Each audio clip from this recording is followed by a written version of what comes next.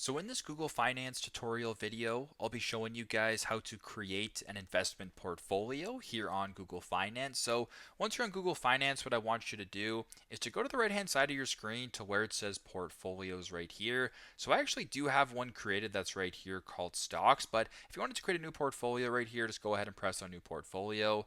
You can name it whatever you want. So I was going to go new portfolio as an example, press on save.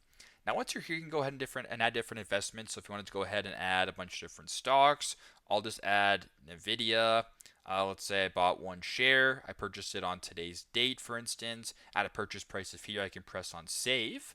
Now, once you're here, it can actually show you the value and kind of track it as if it was a real stock. So, for example, let's say if you bought stocks and you want to maybe put this on a different sheet to see how they're kind of doing, you can go ahead and view this through the portfolio highlights as well as check your portfolio. So if you go back to the home screen right here, it'll show your portfolio and how much it's up or down, or what your portfolio looks like in regards to the portfolio. So very simple, very straightforward. This is how to create a investment portfolio here on Google Finance. Thanks again for watching, and I hope this video helps.